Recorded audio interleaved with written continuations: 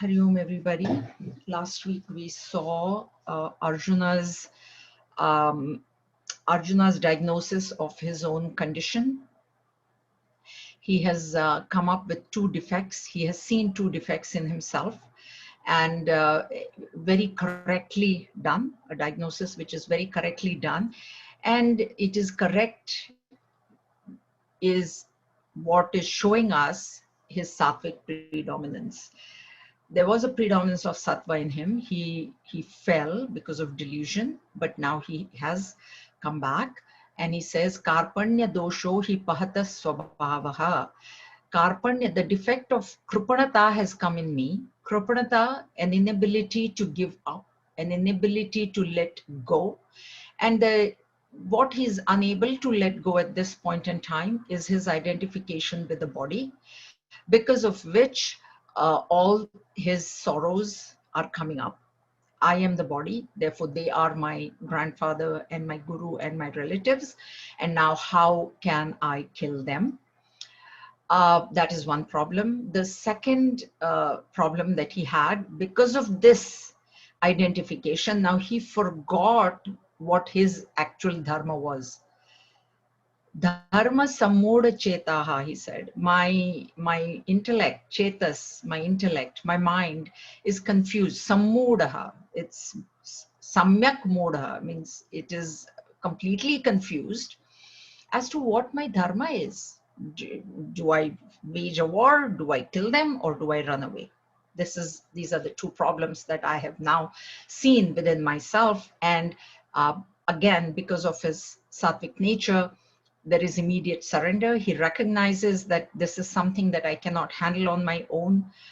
I told you a person with sattvic mamata will cry in the beginning, which is very good, because when we cry before the problem, it gets this thing, we surrender.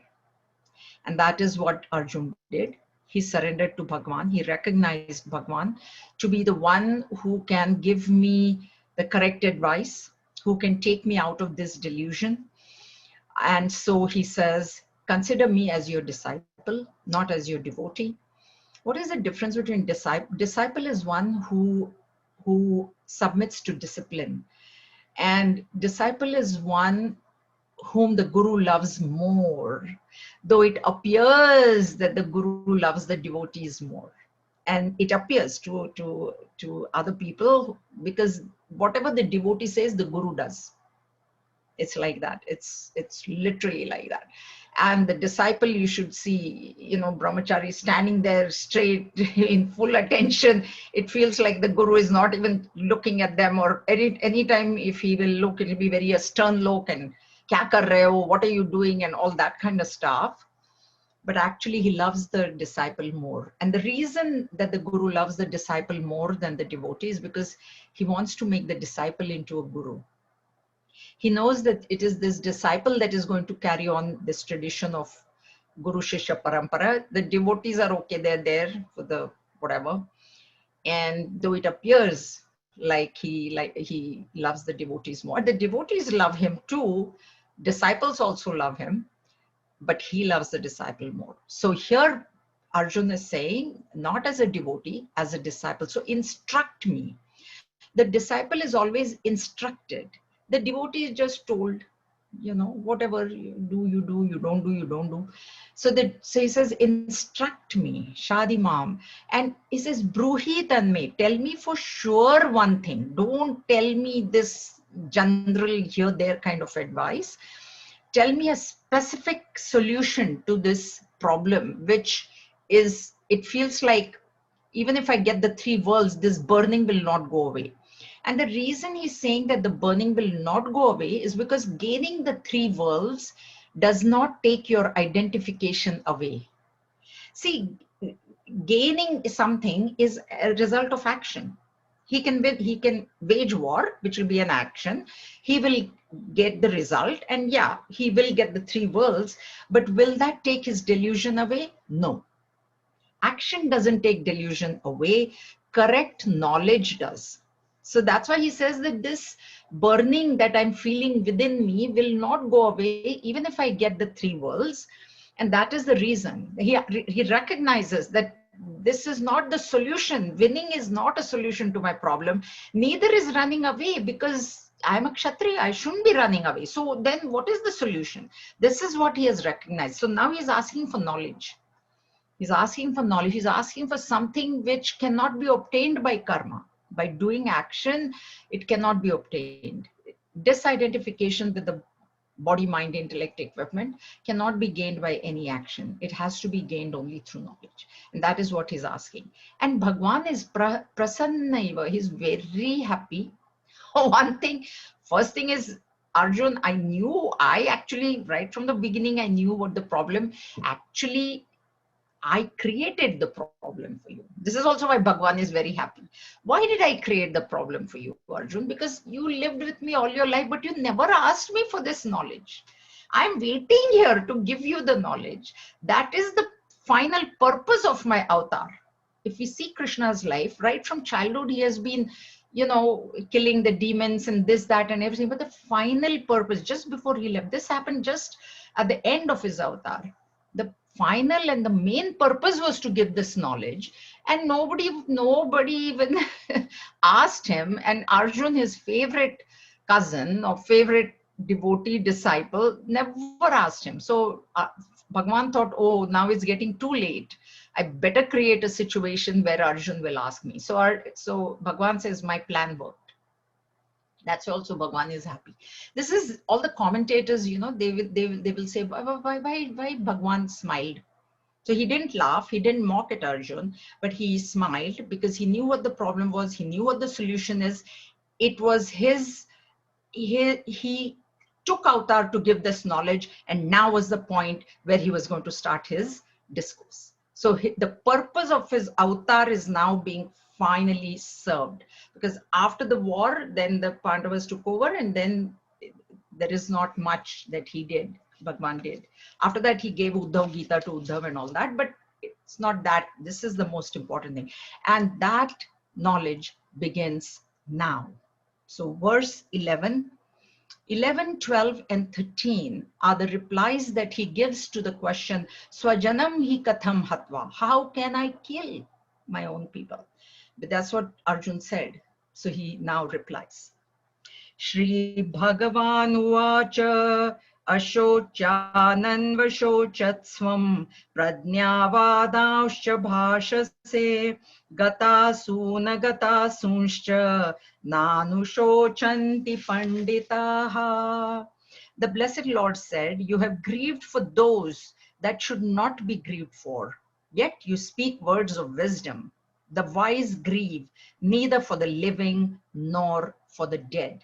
Please understand that this teaching now begins from the highest standpoint, from the absolute standpoint. And we will take it at two levels, all the verses, so that those who are new into this knowledge suddenly don't get shocked, like what is going on kind of thing. So we begin with the word Panditaha. Here, Panditaha should be understood as a realized master. So this is the vision of a realized person, which is the absolute vision, the highest vision. Okay, there is nothing higher than this. So Panditaha should be understood that way. Bhagavan, I have explained to you many times. So Shri Bhagavan Uvacha, the words Bhagavan said, Ashocha nanva shochatsvam. Ashocha, shocha is coming from shoka, grieve. There is no point for you to grieve, and yet you are grieving for something which is not even worthy of grieving. This is what Bhagavan is saying there. But it appears like you're talking like a wise person. Now, why is he saying? Because I told you, whatever Arjun has said in chapter 1 is from Manusmriti. It's not, I've told you already, he was a highly educated person. He was a prince. Rich family. So there was no dearth of education, warfare, all that. So he was intelligent. But there are two kinds of intelligence. There's intelligence which is in the material world. So that intelligence he had. So he knew Dharma Shastra, he knew Artha Shastra, he knew this warfare, he knew everything. And dharadhar he quoted one after the other, he quoted. So that's like a very wise person. But such an intelligent person, then he's crying. So what good is that intelligence? right? So he's crying because that intelligence is in the material world. So inside he's falling apart. If I'm falling apart inside, what good is all that knowledge of the external world if I can't handle it? So that's why Bhagavan says, you do talk like a wise person, but you are acting like a fool, because you're grieving for those who should not be grieved over. Why? Why? There are only two kinds of people, Bhagavan says here. Gata asuna, agata asuna. That's the word, the first word of the second line. Gata gone, asuna pranas. Those whose pranas have gone, and those whose pranas have yet to go. Gurudev's words. He says there are only two types of people in this world: those who have gone and those who are yet to go, which is you and me. We are sitting here, we are in this line, yet to go line. I have not seen any other third line. If anybody has seen it, definitely tell me, I'll shift my line.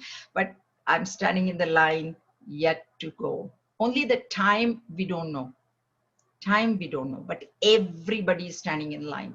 So there are two kinds of people. One, Gata Asuna. Asuna have gone, pranas have gone, and the others, pranas have not gone. And the Pandita, the wise man, the man of wisdom, the realized master grieves neither for those who have gone and nor for the ones who are still alive. Why? Is he stone-hearted? Doesn't he have any feelings? So we need to see why. There are three kinds of people in this world. First are the fools, the mudaha, whose attention is only on gross matter. So their attention is only on this body, mind, intellect, body only, not even mind, body itself that they see and consider it to be real. So when that body leaves, which it will someday for everybody, because there are only two lines, either they're gone or they're not yet to go. There are only two lines. So if your attention is only on the body, you are definitely going to grieve when that body goes. Something which is definite, a very surefire thing, it is going to happen.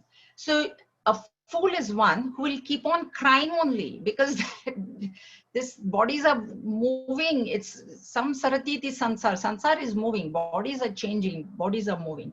So the one whose attention is on this gross physical world will always be crying. The second are the scientists. The scientists are not worried about those who are dead. They okay, that's dead and gone. What to worry about them? But they are very worried about the people who are alive. And that's why we see all these new inventions and coming up.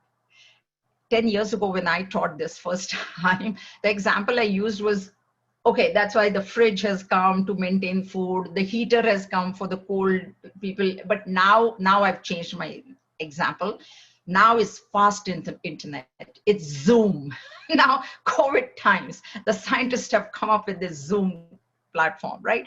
Where we can remain in touch. So they are always worried about those who are alive. So now, oh, COVID, now everybody cannot leave their home. Now they can't gather. Now what do? Give them a Zoom platform. Those who, so they are worried. So they will only be grieving, not grieving, but they'll be, oh, now what should I do? Now I'm not allowed to go out. Now I need to, be fast. So now, we had the computer, which was big, then the laptop came, then phone, iPad, phone, and now the wristwatch, right? Apple Watch is there. So no even need for that person to carry any weight. You tie it on your wrist and then you have your appointments, you have your email in the watch. So these are the scientists who are worried about these people. And then there are the pundits, the wise pundits, who are neither worried about people who are living and those who are dead, because their attention is on the Atma. Their attention is on the self, which they know has got no death. So what is there to grieve for? Who has died? Who has gone? And those who are living, they are actually, they consider themselves to be the body, like Arjuna is considering himself to be the body, but are they really the body? The wise man knows that they are not.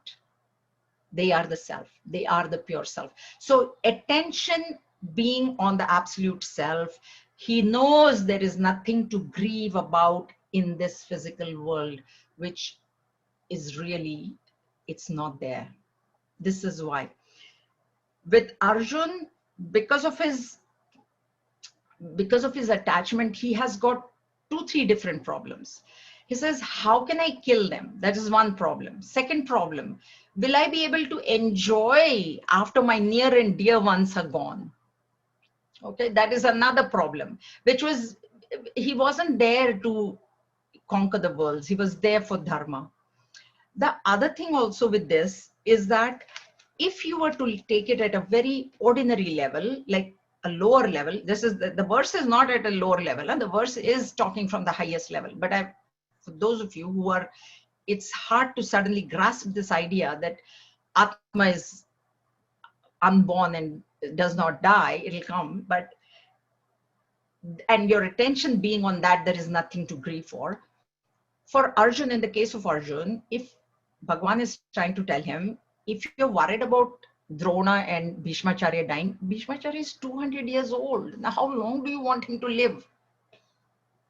Drona is 150 years old. How long are they going to live anyways? Even if you don't kill them, they will have a natural death. If we say that there should not be any death, how will the world go on? See, we cannot say that. Even at a very, very mundane level, if you think that nobody should die and nobody will die, how the earth is not going to be, there won't be any place for anybody, and people will get bored. I just saw on the news 106 years old.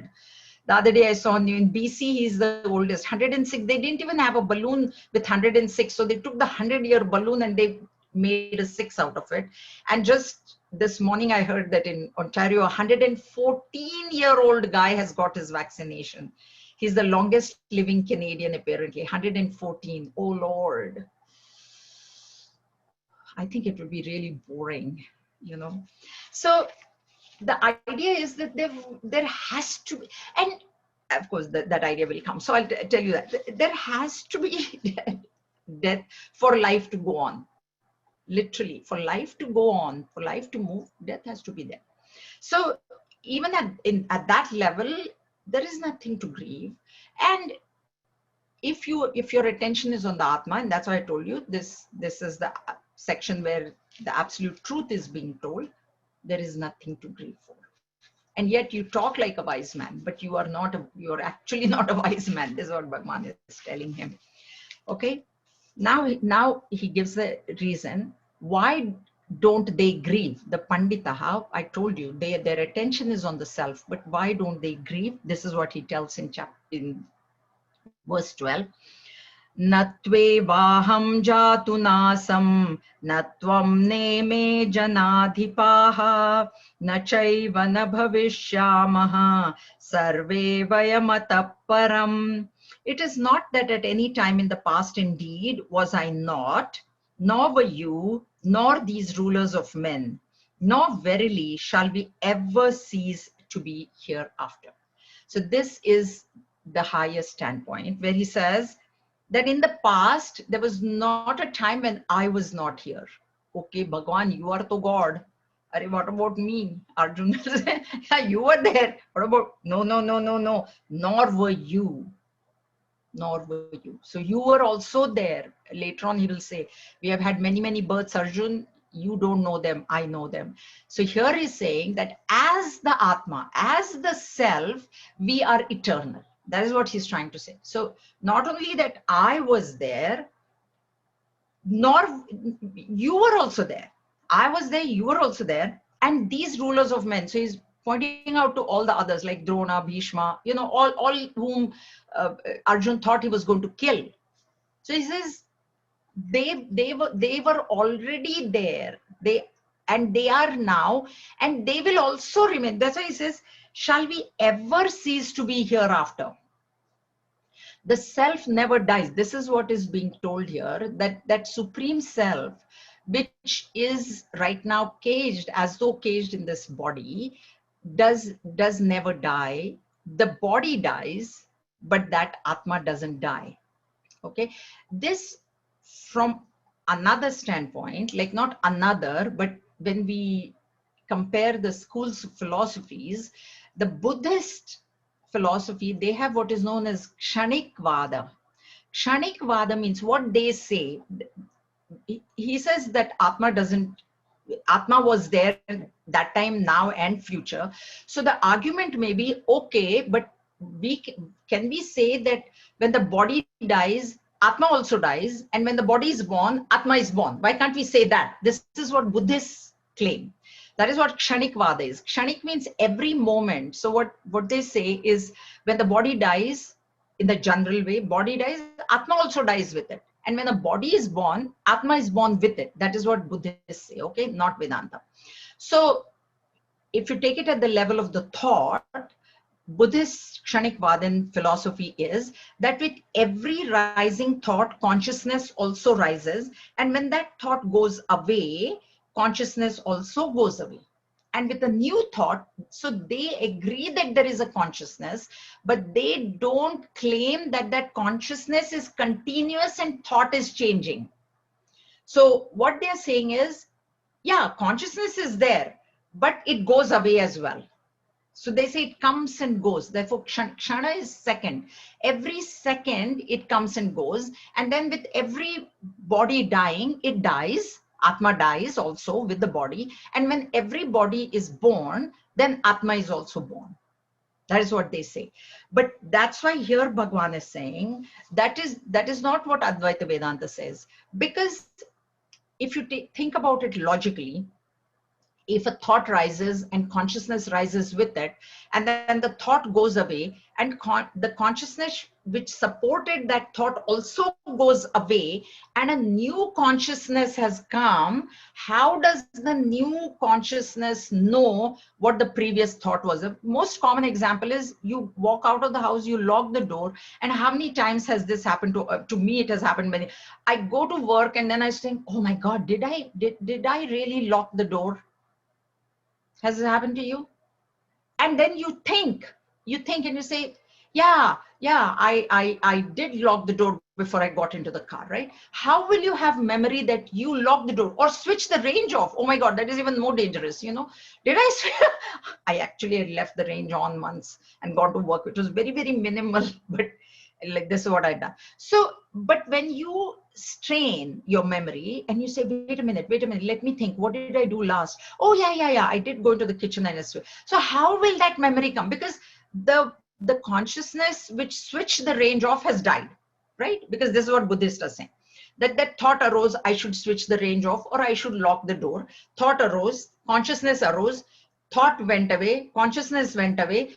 Now I went to work, now new thought came, new consciousness came. How will I remember ever that I locked the door? So logically, it doesn't make sense. So what Advaita Vedanta is saying, thought changes, yes. I got out of the house, let me lock the door, let me start the car, let me do my office work. So the thought is changing, but the consciousness behind it is the same. The consciousness supporting that thought is the same, because of which there is memory. This is what, oh, I did this, I did this, I did this. Now I'm at work. Now this is what I'll do. I'll go home. I'll remember what I did at work. And this is what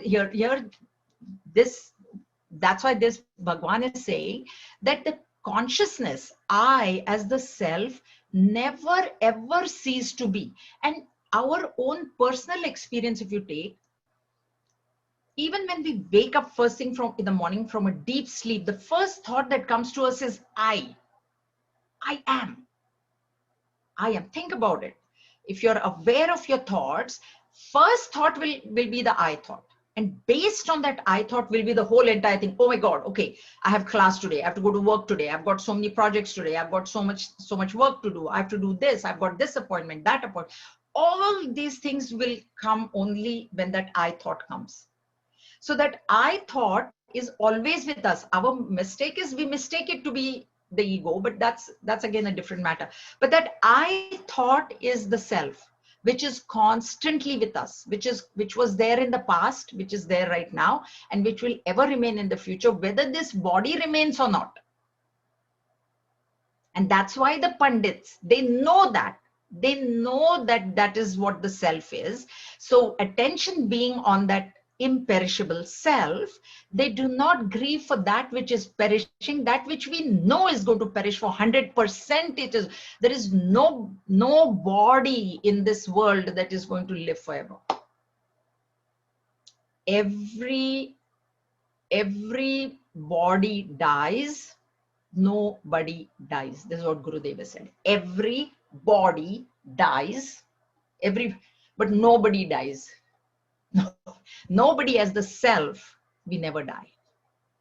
And keeping that in mind, this grief should be at least controlled. It is hard. It is not easy. It is not easy, especially when young deaths happen. It's not easy. But this is the truth. This is the reality. And now Bhagwan in 13 gives an example of how this Atma, self, doesn't die. Dehi nosmin yatha dehe kaumaram yauvanam jara tatha dehantara praptihi dhirastatra namuhyati. Just as in this body, the embodied soul passes into childhood, youth, and old age, so also does he pass into another body. The firm man does not grieve at it. Dhiraha word is the second word that Bhagwan is using. And again, dhiraha is same as Pandita in the previous verse, 11th verse. Dhiraha, firm, he says, Gurudeva is not firm man. A man who is firm in his conviction that he is the self and he is not the body. That's what. So it is a realized master. Again, this word dhira refers to a realized master. And he knows, what does he know?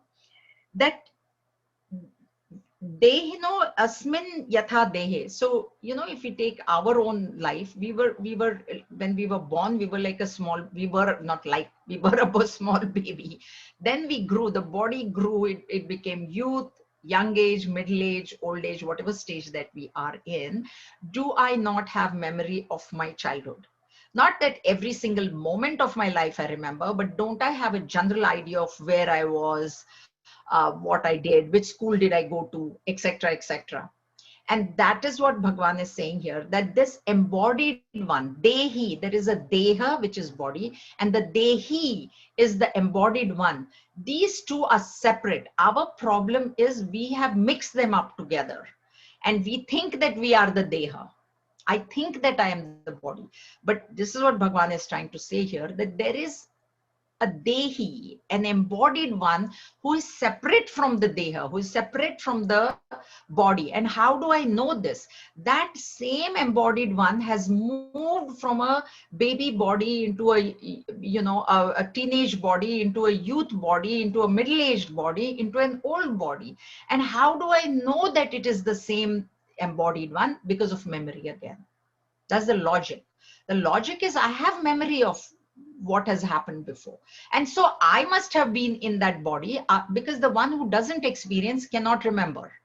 So if there was somebody else, that's why this Kshanik Buddhist thing gets refuted here as well, saying that if that childhood body died and if that Dehi also died there, and then now a new body came up, and now a new Dehi came up, and then again in the middle-aged body, again a new embodied one came. How will that embodied one have memory of the previous birth? Now here also, one thing that Kaumaram Yavanam Jara, here also we have to understand that what we call change, it's funny. When we change, we say, I matured, I grew up. We are actually looking forward to, isn't that children? They're like, oh, once I become 12, then I don't need a babysitter. Then I can have my own key. So they're looking forward. They don't realize that actually what has happened is death has happened. But we don't think like that, huh? We think it's good, it's good. We're happy. Sorry, Sarupananji said it very nicely in that, what was that? Shiva Panja. He said, birthday, we clap, we have candles, we have cake, we have a birthday party, without realizing that we are 1 year closer to death. We are celebrating birthday that we don't dies. And we don't realize that my child body, my baby body has died. We say we matured, we changed, we use this, and then we are very happy about it. Their death is happening, death is happening in the thought constantly. In my childhood, I like these things, I didn't like. Those are the thoughts I had. Now it's completely opposite. So those thoughts actually died and new thoughts were born, but we don't think like that. Only when the person finally departs, then we use the word death, and then we are all grieving over it. And here that's what Bhagavan says. Just as that embodied one moved from a baby body into a Kaumaram, young, and then Kaumara is teenage, Kumara, so baby to, this thing, Yavanam, youth body, and then old body. That way, the day he leaves the old body and gets into some other body, so why are you grieving? That's what Bhagavan is saying. But when we go through these stages in our own life, we don't consider them as death.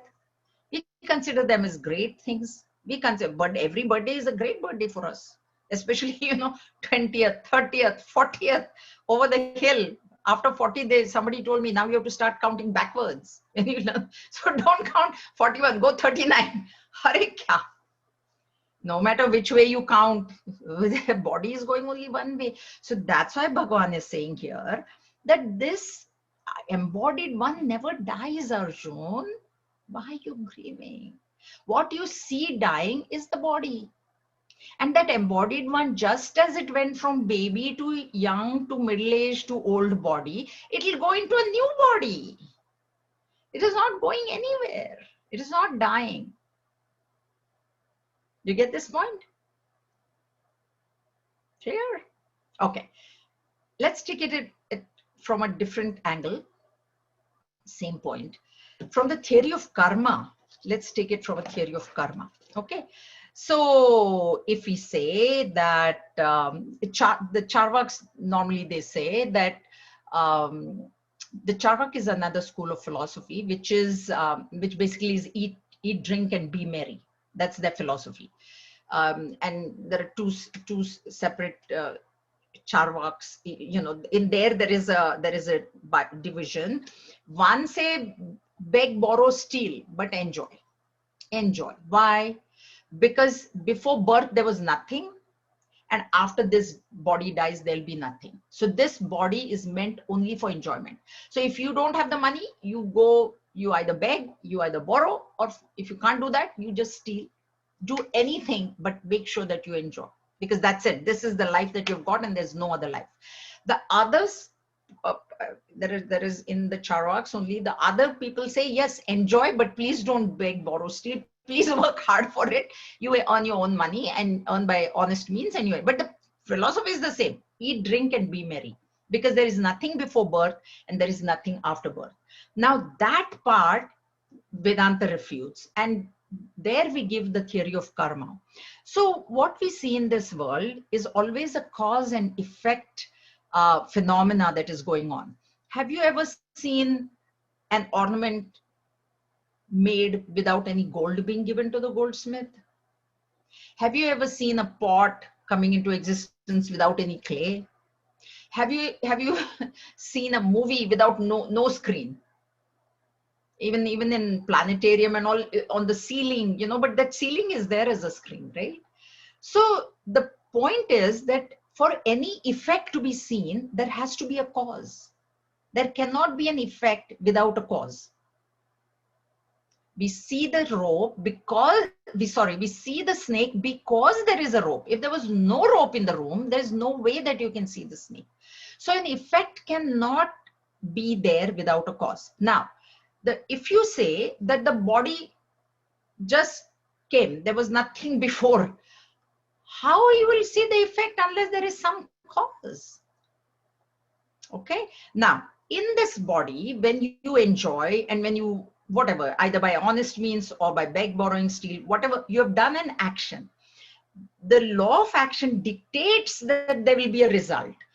So you do actions, that those actions have to give you results. But when your body dies, you also die. Who will the results go to then? who will the results go to? Because there has to be somebody to experience the results. So what Advaita Vedanta says, that's why this thing is there, that this Dehi, the embodied one, first of all, it got birth because it has done actions in the previous birth. And as per those actions, this body has come to this person, to each one of us. Every one of us, there is an embodied one in every one of us. This embodied one, the Jivatma, has done actions in the past, as a result of which we have got this body, this type of family, this type of children, all this type of a job, whatever that we have. Now we are continuously doing actions in this life. That result, one more thing of the law of karma is whoever does the action has to get the result. The result cannot go to anybody else. So I do actions in this life and then I die, and then the embodied one, the one who did the act, because body is inert, body doesn't do action, the person inside is doing the actions. That person also died, the embodied one died. Now who the results will go to? So that's why that embodied one has to continue. He has to continue. He cannot just die. And this is what Bhagavan is trying to tell this. The Dhira Purusha is the realized master, knows that that embodied one is not going anywhere. Embodied one has taken up the body because of the actions of the past, and now is still doing actions in this life, because we cannot live without actions. Now the results of those actions will come. So to experience the result of those actions, it may be good, it may be bad, it could give you joy, it could give you sorrow. No matter what experience is coming to us, we have to be there to experience that. And that's why the Charvak theory doesn't hold good, that there is nothing before birth and nothing after death. Life is a continuum. This is what needs to be understood here, that life doesn't end at death.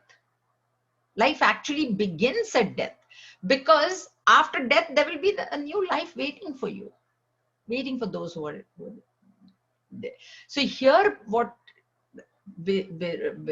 specifically to Arjuna, what Bhagwan is also trying to tell him, that Drona, he said, they are great people. They have lived a great life. They have lived a noble life. And now it's time for them to go. And even if you think that they're going, they're really not going anywhere. Body is going, body is also not really going anywhere. Body is mixing with the 5 elements. Body has come from the 5 elements, it is getting recycled. That same body appears in a different form. It appears in a different form, but you don't see that form that you're used to. So there is nothing to grieve for the change of form, because the soul has really not died or gone anywhere. And that is the vision of the realized master. And because of that vision, he doesn't grieve. Not that he's stone-hearted, or he doesn't have any emotions, or he doesn't feel, but he knows that that is the reality. So there is nothing to grieve for the death that you see. And like I told you, death is happening every minute. Only thing is we don't know it. That's why we are growing old every minute. Yesterday's Jaya has died actually, and new Jaya has come today, body. But the embodied one is the same. Okay. Any questions? Yeah, Prem sir. I just want to make sure my understanding is clear. Can Dehi and Jiva be used as synonyms? Do they mean the same thing, or is there a difference between the two? No, they can be used as synonyms. Jivatma or Dehi, but Jivatma, that's why it's Jiv Atma. So there is the Jiva and there is the Atma. Atma is not going anywhere. And as long as the Jiva has desires, the Jiva will come back. That will be the whole teaching now, that the Jiva should give up the desires. So he only becomes Atma and he never comes back. So that means Jiva is not the same as Atma. So it's 2 different words. Yeah. It's the reflection, yeah. Reflection. Any questions? Jayaji. Yes. Rachna, 1 second. Ratna, I don't know. You have to unmute. Yeah. Ah. This the Ratnik and Ratna. Okay. Yeah. Okay. Hari Om. Hari Om. The question probably was on the lines of what Prem Sai asked, because we know that the spiritual leaders like Raman Maharshi, who has already attained that supreme vision, and they have the knowledge, right? Now, if I sort of think, going back to verse Shlok 12, it would probably mean that Raman Maharshi also exists as a potential body, but the question is then what is the idea of moksha, right? And if he gets into another body, that simply means he's back into that karma cycle, probably bringing him down or up. I mean, up, there is no up because he has already attained the knowledge, but there is potential down. So 12 needs to be interpreted in the sense that the person may return as a body or may not return as a body. Will never return as a body. The one who attains liberation, the one who attains moksha, Raman Maharshi, will never ever come back as a body. That is what is Videha Mukti. Yeah, in that case, I mean, the understanding probably is that the Brahma who has created the entire universe, and also we are possible part of those Brahman. Well, they merge into this eternal universe is what would I probably need to understand. So they merge into the supreme reality, not okay. the universe. Yeah. Okay. They merge into infinity. Yeah. Yeah. And they never come back to this finite existence. What we are experiencing right now is a finite experience, right? I think I'm only this much, I'm 5'4", I'm here, I'm not there, all these things. So that's a finite existence, but they never come back to that. Raman Maharshi, Tapon Maharaj, Vivekananda, Gurudev, Videha Mukti, everybody's, that's it. Yes, Rachana. Thank you, Jayaji. I was just wondering, how is it really possible to have no desires? Like we've all read it, like have no expectations, but no desires. How do we? The final, it will come in starting from verse 56 to 72. We'll talk about all this, but I'll tell you, since you asked it, it's why is there a desire? Why do you think there is a desire? Very, very common. Like, why? See, I don't have a house. Means desire comes from a sense of incompleteness. True. Very common example I've given. Will I desire a head?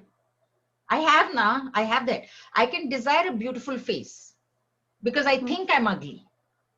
So you will desire only that which you don't have. Correct.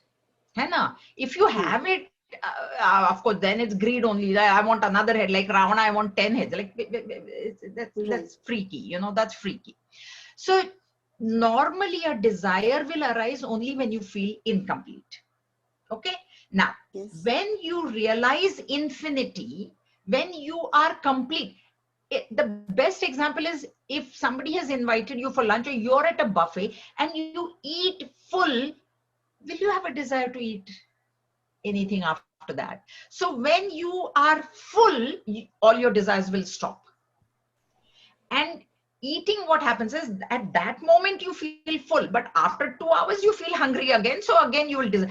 But this is you're gaining infinity. Will you desire something else? I think yesterday's class only I said, if the entire Milky Ocean were to be mine, I am the owner of this. And will I go with a cup to my neighbor? Please give me some milk. No. So desire will go when there is completeness, and completeness is contentment. What is contentment is see, if I'm content that I'm happy with my little condo, I will not desire for a bigger house. One is if you get infinity, of course you're not going to desire anything. Okay. But even in our day-to-day life, if I feel that I have got enough room in my house, will I desire another room in my house? No. So that way also you can work on desires by being content with what you have. That will take care of desires as well. There are many, many things. that can take care. But this is the basic thing about desire is a feeling of incompleteness. The Yes. minute you start feeling complete, you will not desire for anything else then. So thank you, Jayaji. But just so as I understand, like eventually just by studying the scriptures and like trying to understand things, eventually one day the full Vedantic knowledge will come. And that is the day I will like, Yeah. contentment is the easier, the first step, which is possible. The Vedantic knowledge, at least for me, is not possible for a long time to come. I'm working towards it though. So, Never say not possible. The very yes. fact that you're attending the class, that is the start. Mhm. Yes. It will come. You stay with it. Stay on the train. Don't deep plane now. Don't deboard. Stay. No, I won't. Thank you, Jayaji. It'll come. Got it. Yes. Any more questions? Hari Om Jaya. Hari Om, Neil, how are you? Fine, thank you. I'm just wondering one thing about Arjuna too, experiencing with regret of his actions. How do we as common, I mean, in general days, regret to that? Deal with regret, say, even simple things. Oh, you mean in your day-to-day life when you have regrets, how to deal with them? Is that what your question is? Yes, yes. Okay. Okay, the regret comes because that action has somehow come out of ego. See, I have this jivatva bhava, what we call, or ego. When any action comes out of ego or egocentric desire, and then I think, oh, I shouldn't have done it. I shouldn't have done it. That is what will bring regret. So if you don't want to regret something, then that action must come out of thinking. Like you should think first before you act or speak. And the correct action will come out if the mind is predominantly sattvic. A rajasic mind will have regrets because a rajasic mind which is agitated will do things in a haste, will speak things before thinking, will blurt out, you know, that sort of thing. And then there will be some regret remaining. The regret remains because the ego is there. Vanity, you know, there is pride. I do something, there are two things. Pride can also come, vanity can come, and guilt can come. Both these are attributes of the ego. The self is free from guilt and vanity, both. The self is absolutely free. So when I'm at the level of the ego, when I'm thinking of my own self and then I'm acting in the world, then there is chance of regret or vanity. Either, it's the same thing. Regret or vanity is both the same. Okay, so Arjuna, he was feeling regret for, but because of his dharma, he convinced himself. No, he's not feeling regretful. He is feeling he has not done anything to regret yet, na? Mm-hmm. He's thinking in future, I will regret killing them. He's projecting in the future that they are my relatives. Now, if I kill them and then I win the 3 kingdoms or whatever that I win, I will feel guilty for having killed them. Mm. But what Bhagwan is trying to tell him is, killing is your duty. Okay. Arjuna he's not yet regretting. No, he's projecting that I will regret, so let me not kill. So he wants to withdraw before anything happens. Before the action only he is withdrawing. He has not done any action so far. He has only spoken. Thinking, yes. Yeah, specifically for Arjun, right now there is no regret.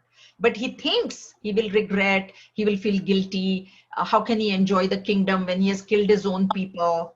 So, yeah. Just have to change the way we think. Yeah.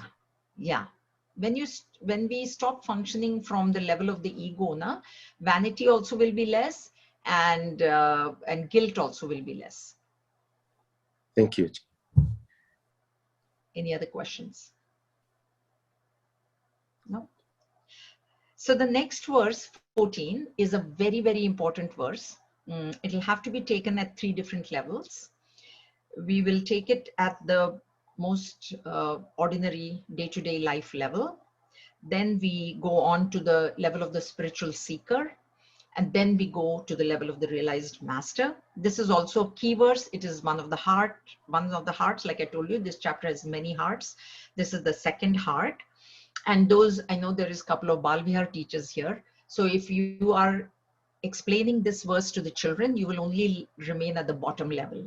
You will not go to the level of the spiritual seeker. But I will explain all 3 levels. So you should understand all 3. But depending on your audience, you must not transcend. Okay.